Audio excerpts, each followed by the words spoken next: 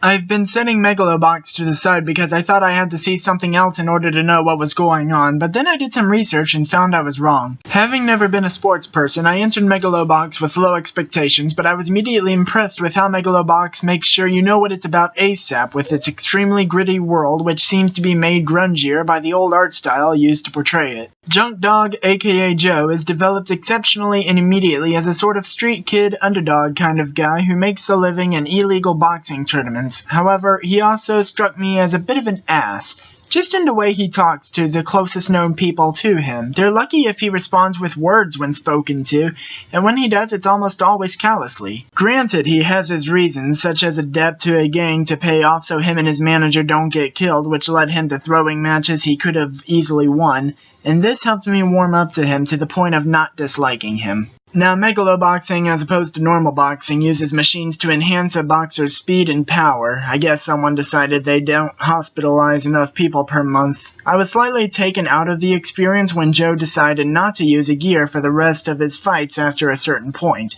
An underdog story is fine, don't get me wrong, but it's just too much disadvantage piled against him for me to believe he overcame.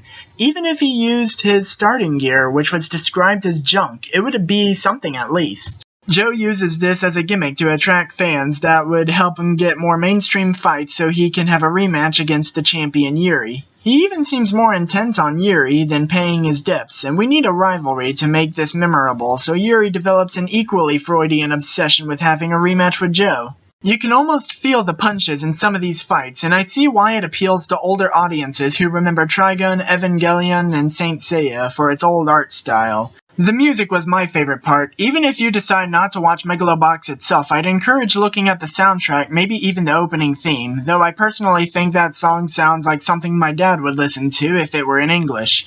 Also, something interesting is the big neon sign the series holds up saying the fighters are dogs to their masters, and they do this every episode in case we forget about its fascinating philosophy, sometimes referring to Joe as a stray dog, and how Yuri refers to his manager as owner in a not at all Freudian way. The story really is something good, that whole underdog thing, and not through any one major event, but just through their experiences together. You can see the subtle signs, they all grow closer. It would have been better though to show all of the final fight instead of most of it and then just letting us know how it turned out afterwards. None of it was a deal breaker though. If you have an afternoon, I'd say give it a go. It beats Darling in the Franxx by a knockout. Ha ha ha. I am so lonely. Okay, I liked it, but I was never excited to see more. It's nothing Megalobox did wrong, although I could get more immersed if it toned down the overarching theme of wanting to have fun. I like fun. But Joe's life, and that of his best friends, depends on what he does in matches. Even when he can afford a machine to help him, he forgoes it to make the matches more fun. I'll take that from Goku, but not from you.